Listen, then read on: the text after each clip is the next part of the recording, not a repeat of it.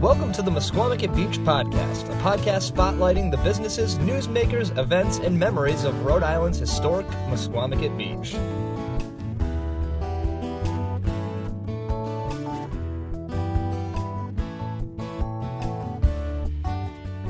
Hello, everybody, and welcome back to the Musquamaket Beach Podcast. Today, we have a really fun episode for you. I stopped by the rehearsal the other day for the Guy Fawkes bonfire night. Always a great night, a great way to end the year of events at Musquamaket Beach. It is taking place Saturday, October 19th, 7 p.m., at the Windjammer this year. After 21 years, they moved down to the Windjammer, which is great because there's an inside stage. So rain or shine, the show is going to happen. Bonfire outside. The show will be outside as long as the weather permits, but it's not rain or shine anymore, which is wonderful.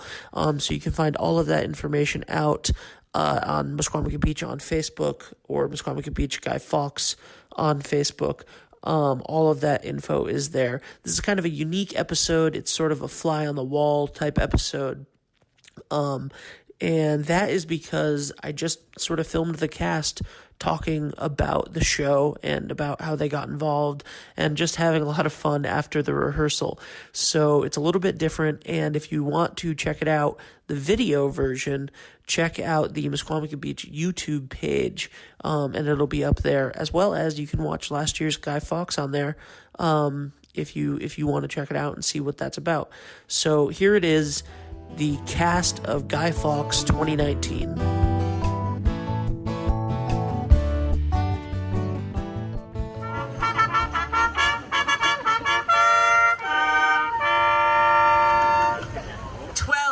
Were traitors. One was named Guy. There was a time in England of fair hiding.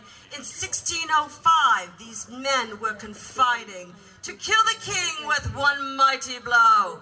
His oppression, his tyranny, all had to go. In the basement of Parliament, slowly but sure, barrels and gunpowder were part of the cure. Blow it sky high, they agreed, was the way. Blow it sky high, November 5th was the day. The king and his minions would perish in flame, but the king did find out he knew Guy Fawkes was to blame. Their hopes of vindication began to fade. With a knock at the door, they'd been betrayed. 12 men in chains, 12 men in locks, 12 men involved, but we remember Guy Fawkes. He was hanged, he was quartered, just like each friend, and a burning at the stake was his bitter end. And now, how did you hear about this production? Because you came. Fuzzy, McKennish Guards. Yeah. So when I had come back to visit, I played these guys, and then I was back for a while in the fall, and he said, "Come do this thing." I'm like, "Oh, cool." Well, then you came and did it, and you were great, did the thing, and then I Googled you, and I'm like, Jesus Christ. Like, he's the real deal. It's like, yeah, he's the real deal.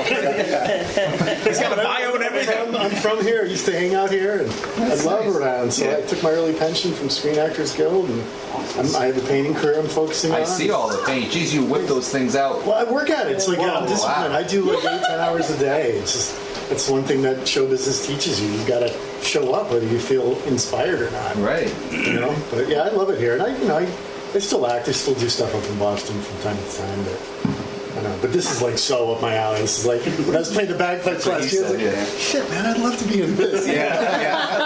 That's what I have to audition for. We're looking for. You didn't have to audition. I've been doing it the last 20 years. I ended up in this too. I watched it one year and I was like, this is incredible. How do I be a part of this? I'm like, it's really easy. You just tell me.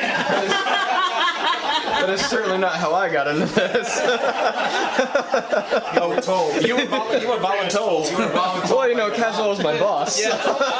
That's right. That's right. You were going to Seafood Haven, right? Yeah. That's right. Yeah. You didn't get paid, did you? No. Well, I got paid for working for him. I didn't get paid for this. Is this the podcast right now? Franklin used to work for us at the restaurant, and no matter what happened, if somebody screwed up, I would go, Franklin! And for the first 3 weeks, he would come running from another room because he was like a little teenager. And then finally, I'm like, no, it's not really you. It's Franklin is code for someone screwed up. That just sounds really good. When it does. It's a solid 2-syllable name. Yes. Right. It's not like Joe.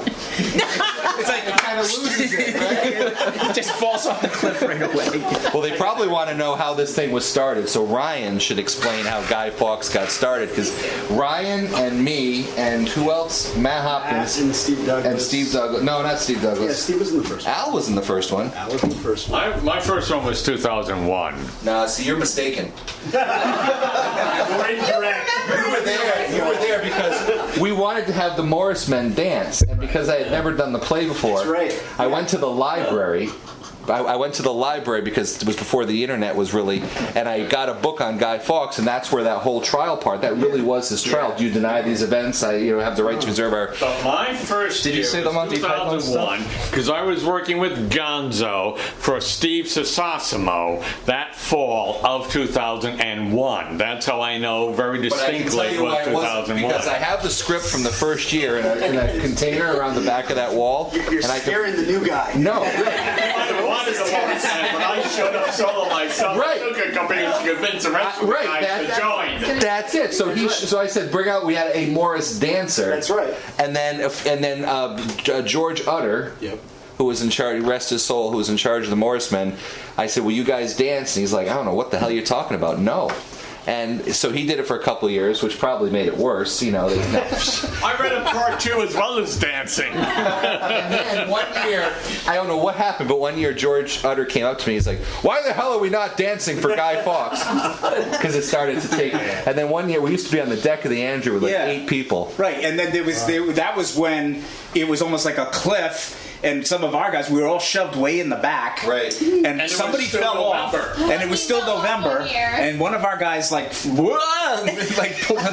that was, I think that was the... I remember Bucky fell off one year. Yeah, and that was like the first year that we did it, because Rick Corbett, love Rick Corbett. He was part owner. There was Rick a market. Is the reason why you guys That's all how we got came. involved, because Rick was an owner. He was a member of the association, and he worked at the Wesley Sun. He was my salesman. Right, and okay, all right. So and we became friends. And then he voluntold us to do this. Yeah, he voluntold us. He said, "You guys are coming down the." We're going, what the hell are you talking about? So he came down here, and it was like Monty Python and Star Trek and everything. And I had to play Sulu one year because Sulu didn't show up. Oh, wow, So I was Sulu. We really haven't changed. I told you, so it goes recycled material. What was funny was the first year that it got to be big was 2004, because that was when that guy Wayne, the guy who plays Kirk. Yeah. Wayne was in a band with me, and he's the one that we kicked it up a notch. And we were setting up a stage, and he's a set designer, and it was so windy. So we did it in the parking lot because of the wind. Right, yeah. Then all these people showed up, and we were doing. Wayne sang "Stairway to Heaven," and the crowd just was huge, and they screamed, and I'm going, where did this come from? It was about 6 or 7 years for this thing to catch on, and then all of a sudden it's become this thing. It just takes. And I always sit there every year, and I'm like, shh, is anyone going to show up? And then they just do, and I don't know where they come from. Out of the woodwork. It's just so weird. So I hope they follow us to the Windjammer this year. And you've been playing the Queen for a while now. I have. What an honor. The first time I came to a Guy Fawkes show, I was dating this guy. That was Denny Lane. And Denny Lane was on stage. So you just needed people to fill in the crowd, and M is a ham as much as me, and most of the people sit there. So she was like, yes! So she gets up on stage. And on stage with Denny Lane? Who gets to do that? Yeah. I get goosebumps every time I tell that That's the story. year that I said to Caswell, how do I join this? Because I was sitting there how on earth did he get this famous performer to come to Westerly? Right. What planet are we on? You have pictures, don't you? I have a video. And then I'm sitting there, we're sitting there with Denny, and when he's singing Go Now, and I'm thinking, boy, this is a guy who sang that Moody Blues #1 hit, and then when we're singing Band on the Run, and we're doing that Never See a No One, and I'm singing McCartney's part, and he's singing the part he sang on the friggin' album. I'm like, man, either I've come up or he has come way down. I think I know the answer to that. but I'm like, Jesus, he was on the dude. Yeah. Oh, why are you still in the area? Come on back to Guy Fawkes. I did. Well, we paid him. Yeah. Not much, but we paid him. But he thought it was great. Yeah, that was a good year. Yeah, that was 2011.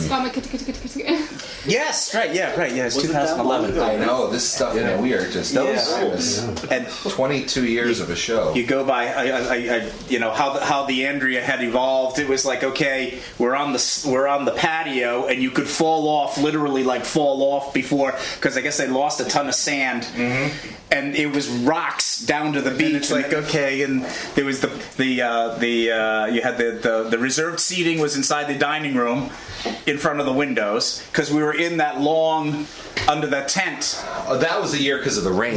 Yep. Yeah, there was the rain, but on the patio, and I think the patio just got to be too small. Oh, it did. Yeah, and then I remember the wind and the bonfire, and they were like, "Are we going to burn the hotel down?" Because it was like, Andy took care of that. And there was some years that, like, we used to do it on Columbus Day weekend, which I thought ensured a better crowd. Yeah. And then we changed it the weekend before. We changed the weekend, and we still always had the crowd. So I'm like, all right, I guess the thing is okay. It's just us. There was a wedding one year, and you had to push it to what, like the Sunday. Yeah, Sunday. you go to a Sunday. So they had to float the Columbus Day Parade too to promote it. Yeah, right.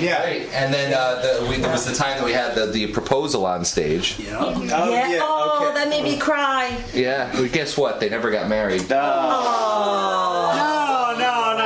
They broke up. Really? That's it. You've ruined the magic. My illusions. No, I'm done. How could you? Now, you know, Ryan's I was going to say a professor, but are you a professor? No, I'm a lowly teacher. Why would you be lowly?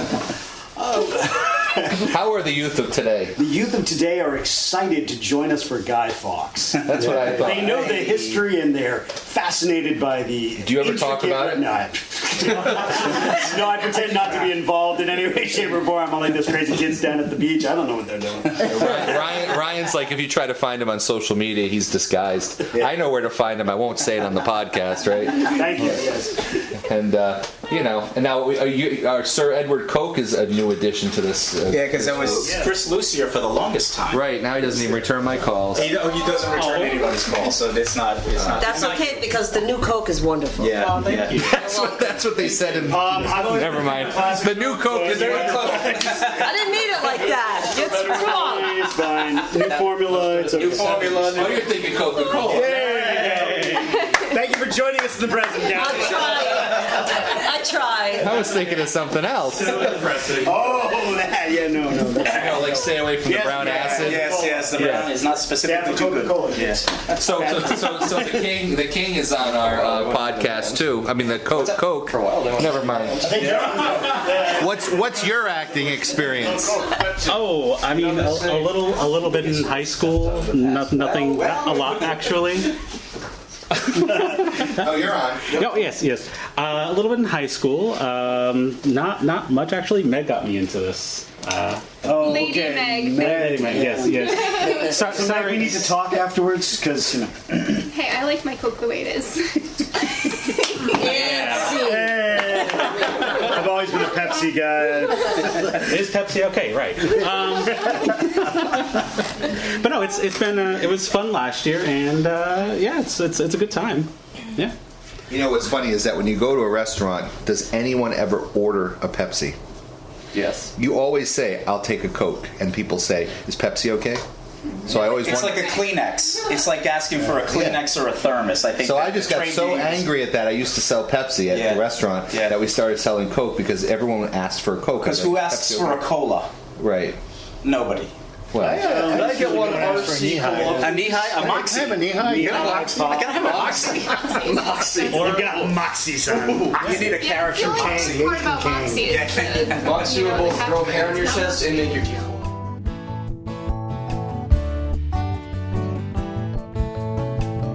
For more information on the events and businesses in Musquamacut Beach, make sure to follow us on Facebook, Twitter, and at musquamacut.org.